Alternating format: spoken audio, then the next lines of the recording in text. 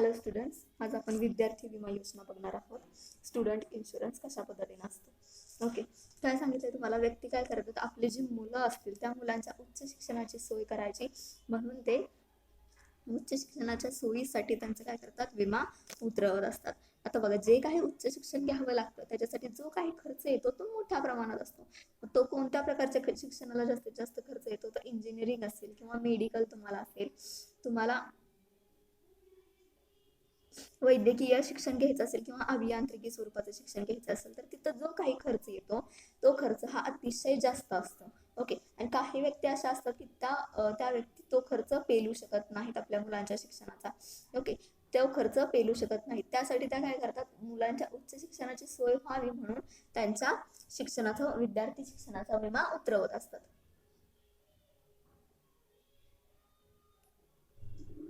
जी व्यक्ती विमा उतरवणार आहे असा विमेदार, त्याचं वय किती आहे आणि त्याच्या विम्याचा कालावधी किती वर्षाचा आहे हे बघून त्याला विमा हप्ता विमा कंपनी देत असते. बघा, विमा हप्त्या हा कशावर अवलंबून असतो, तर विमेदाराचं वय किती आहे आणि विमेदार हा किती कालावधीचा विमा उतरवणार आहे याच्यावरती अवलंबून असतं की विमा कंपनी विमेदाराला किती रकमेचा विमा हप्ता देणार आहे. ओके,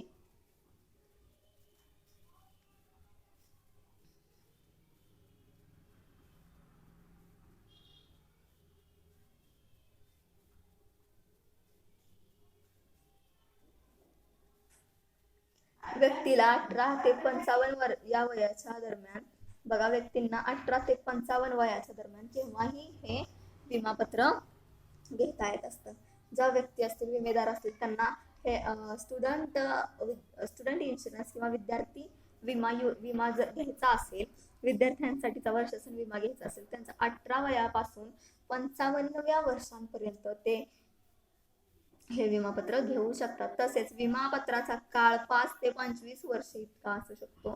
विमापत्राचा कालावधी हा 5 वर्षापासून 25 वर्ष इतका असू शकतो. बघा काय सांगितलंय, विमापत्राचा कालावधी हा 5 वर्षापासून 25 वर्ष इतका असू, काय सांगितलं गेले बघा, जो काही विमेदार असेल त्या विमेदार 18 वयापासून पुढे 55व्या वर्षापर्यंत केव्हाही विद्यार्थ्याचा विमा हा उतरवू शकतो. विद्यार्थी विमापत्र तो घेऊ शकतो. तसेच विमापत्राचा कालावधी हा 5 वर्षापासून 25 वर्ष इतका असू शकतो. बघा, जो काही विमापत्राचा कालावधी असणार आहे तो 5 वर्षापासून 25 वर्ष इतका असू शकतो. विमापत्राची मुदत संपण्यापूर्वी विमेदारास मृत्यू जर आला तर विमापत्राचे पुढील हप्ते इथं भरावे लागत नाहीत. लक्षात घ्या, विद्यार्थी विमामध्ये काय सांगितलंय, विमापत्राची मुदत संपण्या अगोदरच जर विमेदाराला मृत्यू आला तर विमापत्राचे पुढील हप्ते जे असतील ते त्याला तिथं भरावे लागत नाहीत. विमापत्राची मुदत संपल्यानंतर विमापत्राची देय रक्कम एका रकमेत एका वेळी दिली जात नाही. बघा काय सांगितलंय, विमेदाराचा मृत्यू झाला तर त्याची जी हप्ते भरलेल्याची देय रक्कम असेल ती एका वेळी विद्यार्थी विमामध्ये ऍट अ टाइम दिली जात नाही. कारण अशी जर रक्कम एका वेळी दिली तर ती अचानकपणे खर्च होण्याची शक्यता असते आणि विमापत्राचा मूळ उद्देश जो असेल त्या उद्देशाला तडा जाण्याची शक्यता असते. म्हणून विमा कंपनी काय करते, ही रक्कम एका वेळी देण्याऐवजी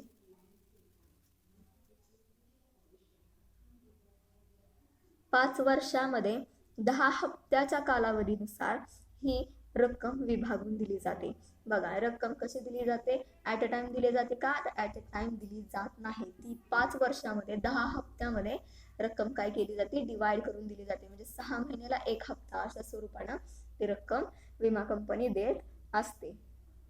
त्यामुळे शिक्षण जे असेल मुलांचं, त्या शिक्षणाच्या आवश्यकतेनुसार विम्याची रक्कम तिथं उपलब्ध होत असते, जेणेकरून मुलांचं शिक्षण तिथं थांबू नये. आणि ज्या मुलांच्या शिक्षणासाठी विमापत्र घेतलेलं असेल ते ज्या मुलांच्या शिक्षणासाठी विमापत्र घेतलेले असेल त्यास विमापत्र संपण्यापूर्वी जर मृत्यू आला तर पालकांना त्या मुलांच्या जागी दुसरं नाव तिथं घालता येतं. परंतु अपत्य नसल्याने तसं जर शक्य होत नसेल, जर दुसरं अपत्यच नसेल तर दुसरं नाव कुणाचं घालणार हा प्रश्न इथं आहे. जर अपत्य नसेल तर दुसरं मूळ जर शक्य नसेल तर त्या विमापत्रावर भरलेली जेवढी रक्कम असेल त्या रकमेपैकी पहिल्या वर्षातील भरलेली विमा हप्त्याची रक्कम सोडून बाकी सर्व रक्कम महामंडळ हे विमेदाराला देत असतं. बघा, ज्या मुलाचा विद्यार्थी विमा काढलाय त्या मुलाचा जर मृत्यू झाला तर त्याच्या जागेवर दुसऱ्या मुलाचं नाव ठेवता येतं. पण दुसरा मुलगा जर नसेल किंवा मुलगी नसेल तर जी रक्कम विमेदाराने भरलेली आहे ती रक्कम पैकी पहिल्या वर्षी जेवढे हप्ते भरलेले असतील तेवढे हप्ते सोडून बाकीची सर्व रक्कम विमा महामंडळ काय करतं, विमेदाराला परत करतं. आणि सुरुवातीची 3 वर्ष जर सलग हप्ते भरलेले असतील तर पुढील हप्ते देणे बंद केल्यास विमापत्राची वसुली विमापत्राच्या रूपांतरामध्ये केली जात असते.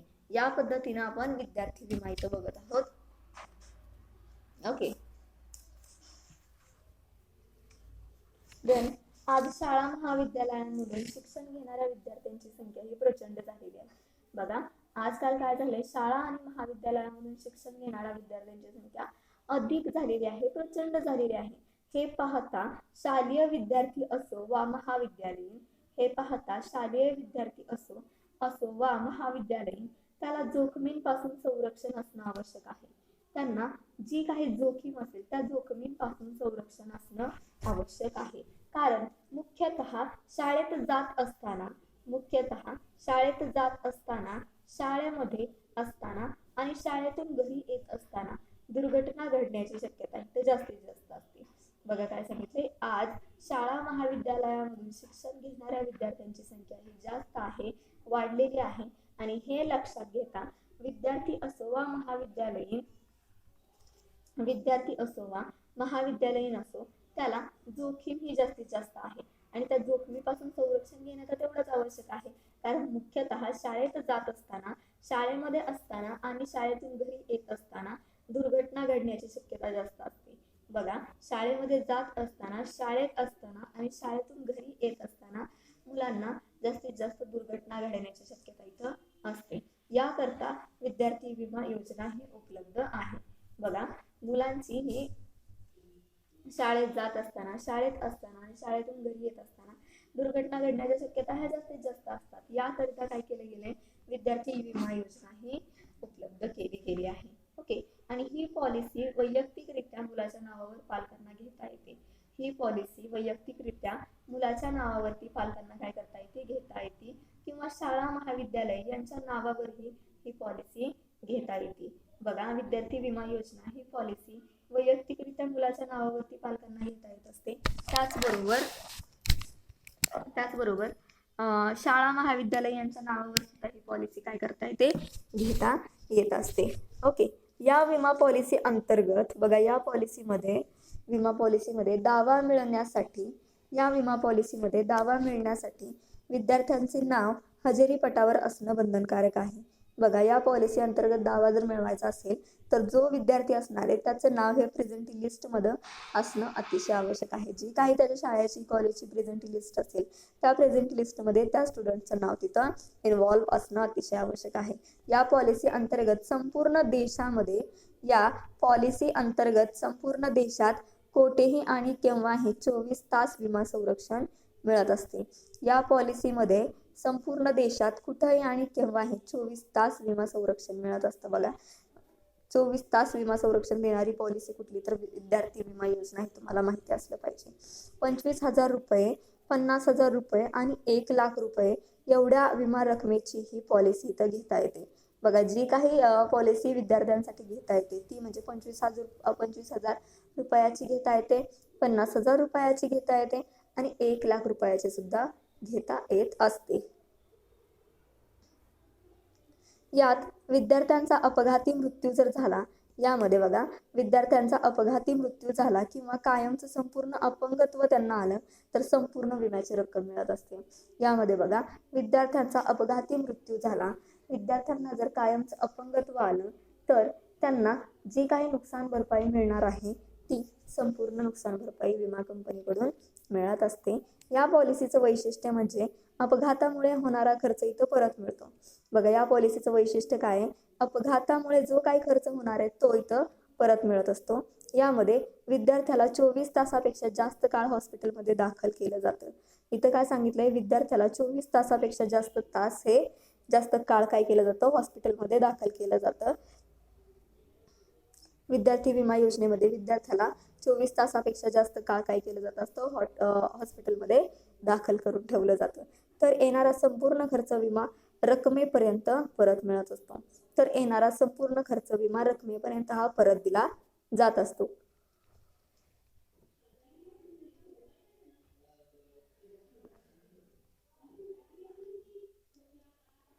ही आदर्श अशी विद्यार्थी विमा योजना आहे. बघा, विद्यार्थी विमा योजना ही कशी आहे, आदर्श अशी विमा योजना आहे. प्रत्येक शाळा आणि महाविद्यालयाने ही योजना लागू करणं अत्यंत आवश्यक आहे. बघा, प्रत्येक शाळेने आणि महाविद्यालयाने विद्यार्थ्यांचा विमा योजना ही योजना लागू करणं आवश्यक आहे. या पॉलिसीचा प्रीमियम अत्यंत कमी असतो. बघा, या पॉलिसीसाठी जो हप्ता असतो तो अतिशय कमी असतो. म्हणजे प्रत्येक विद्यार्थ्यांच्या मागं 1,00,000 रुपयांचा विमा रकमेसाठी 1,25,000 इतका असतो. बघा, काय सांगितलंय, प्रत्येक विद्यार्थ्यांच्या मागे 1,00,000 रुपयांचा विमा, 1,00,000 रुपयाचा जर विमा काढायचा असेल तर त्याचा हप्ता किती असणार आहे, 125 रुपये इतका असणार आहे. तर एका विद्यार्थ्यांचा 1,00,000चा विमा जर काढला तर त्याला हप्ता किती येणार, 125 रुपये. 125 रुपये एवढा त्याला विमा हप्ता तिथं येणार असतो. आज वर्षाला एवढी रक्कम म्हणजे दिवसाला फक्त 35 पैसे खर्च. यामध्ये बघा, वर्षाला एवढी रक्कम म्हणजे दिवसाला किती आहे, फक्त 35 पैसे खर्च. एवढे रुपये आपण कुठेही खर्च करतो. एवढे रुपये आपण कुठेही खर्च करतो. मात्र ही विमा पॉलिसी घेतल्यावर विद्यार्थ्यांबाबत यदा कदाचित दुर्घटना जर घडली, लक्षात घ्या, 125 रुपये आज आपण कुठेही खर्च करत असतो. ओके, यामध्ये काय सांगितलंय, ही विमा पॉलिसी आपण घेतली आणि ह्या विमा पॉलिसी आपण घेतल्यानंतर विद्यार्थ्यांबाबत कदाचित जर दुर्घटना घडली तर मोठा आर्थिक आधार काय होतो, इथं त्या फॅमिलीला मिळत असतो. मोठा आर्थिक आधार काय होतो, इथं मिळत असतो. ओके,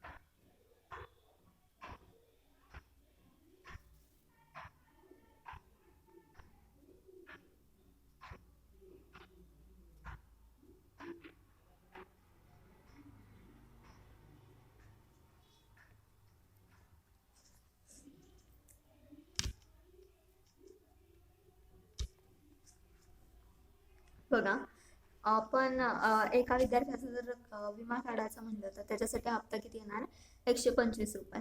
आणि 125 रुपये आपण कुठेही खर्च करत असतो. ते 125 रुपये हप्ता भरणं आपल्याला जास्त मोठी बाब नाहीये. परंतु जर विमा पॉलिसी घेतली आणि विद्यार्थ्यांना जर काही दुर्घटना घडली, विद्यार्थ्यांना जर काही नुकसान झालं तर त्या विद्यार्थ्यांच्या कुटुंबांना मोठा आर्थिक आधार इथं मिळत असतो त्या पॉलिसीचा. ओके, याचबरोबर विद्यार्थ्यांसाठी स्टडी केअर पॉलिसी बनवण्यात आली आहे. याचबरोबर विद्यार्थ्यांसाठी स्टडी केअर पॉलिसी सुद्धा इथं बनवण्यात आलेली आहे.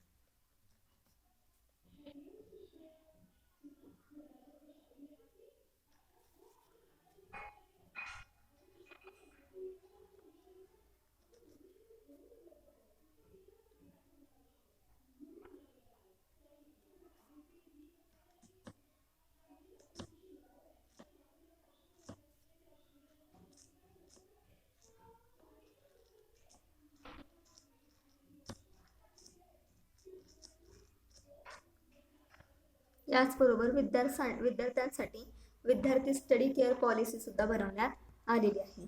यामध्ये विद्यार्थ्यांच्या वडिलास किंवा आईला विमा संरक्षण दिलं जातं. बघा, विद्यार्थी स्टडी केअर पॉलिसीमध्ये विद्यार्थ्यांच्या आईला वडिलांना विमा संरक्षण दिलं जातं. हा प्रश्न तुम्हाला MCQ ला विचारला जाणार. ही पॉलिसी 5 ते 70 वर्षापर्यंतच्या मुलांना आणि पालकांना घेता येते.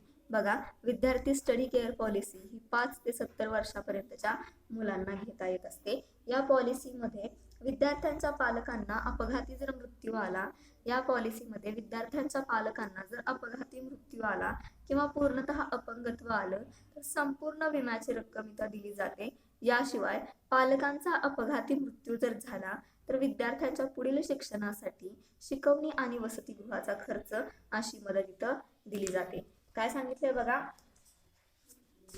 विद्यार्थी स्टडी केअर पॉलिसी बनवण्यात आलेली आहे विद्यार्थ्यांसाठी आणि यामध्ये विद्यार्थ्यांचे वडील असतील किंवा त्यांच्या आईला विमा संरक्षण हे दिले जात असतं.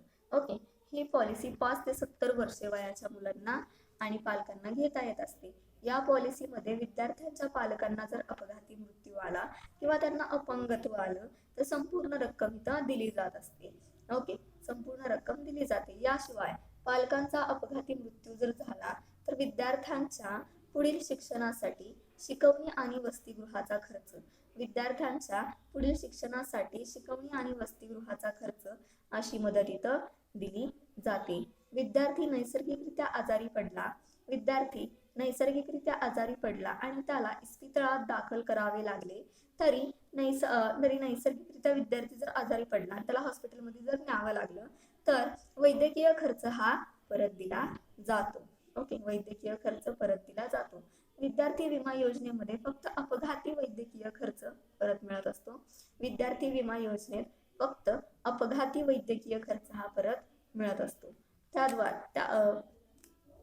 तद्वतच या पॉलिसीमध्ये कोणत्याही कारणाने वैयक्तिक उपचारासाठी इस्पितळात दाखल करावं लागतं तर खर्च परत मिळतो. यामध्ये जास्तीत जास्त विमा रक्कम पालकांसाठी 3 लाख रुपये इतकी घेता येते. यामध्ये बघा, जास्तीत जास्त विमा रक्कम ही पालकांसाठी 3 लाख रुपये इतकी घेता येते. या पॉलिसी बरोबरच प्रवासातील सामानाचाही विमा इथं घेता येतो. या पॉलिसी बरोबरच प्रवासातील सामानाचा विमा सुद्धा इथं घेता येतो. विद्यार्थी प्रवासात असताना अपघाताने किंवा निष्काळजीपणाने सामान जर हरवलं, विद्यार्थी हा प्रवासात असेल आणि अपघात झाला आणि त्याचं सामान हरवलं किंवा विद्यार्थ्याच्या स्वतःच्या निष्काळजीपणानं जर त्याचं सामान हरवलं तर यामध्ये नुकसान भरपाई दिली जाते. ही योजना सर्व विद्यार्थ्यांना, विशेषतः वसतिगृहामध्ये जे राहणारे विद्यार्थी असतात त्या विद्यार्थ्यांना अतिशय उपयोगाची असते.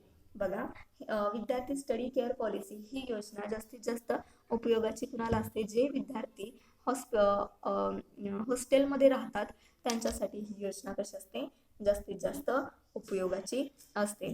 विद्यार्थी म्हणजे उद्याचे भविष्य आहे. लक्षात घ्या, विद्यार्थी म्हणजेच उद्याचं भविष्य आहे. देशाचे उद्याचे नागरिक आहेत ते. ओके, देशाचे उद्याचे नागरिक आहेत ते. विद्यार्थ्यांसाठी विमा पॉलिसी म्हणजे एक आवश्यक खर्च. विद्यार्थ्यांसाठी विमा पॉलिसी म्हणजे एक आवश्यक खर्च समजून हे संरक्षण पालकांनी घेतलं पाहिजे. विद्यार्थ्यांसाठी विमा हा एक विद्यार्थ्यांसाठी विमा पॉलिसी म्हणजे एक आवश्यक खर्च आहे असं समजून त्यांनी विद्यार्थ्यांसाठी काय केलं पाहिजे? संरक्षण हे घेतलं पाहिजे. एखादा दुर्दैवी प्रसंग विद्यार्थ्यांचे पर्यायाने भविष्याचे त्यामुळे आर्थिकदृष्ट्या काय होतं? संरक्षण इथं करता येतं. लक्षात घ्या, विद्यार्थी विमा हा किती महत्वाचा आहे. मग ते विद्यार्थी शाळेतील असो किंवा महाविद्यालयातील असो, विद्यार्थी विमा योजना ही जास्तीत जास्त उपयोगी येते ती म्हणजे जे विद्यार्थी हॉस्टेलमध्ये राहतात त्यांच्यासाठी. ओके, जे काही हॉस्टेलमध्ये राहतात, आपलं घर सोडून इतर राहिलेले असतात त्यांच्यासाठी ही योजना जास्तीत जास्त महत्वाची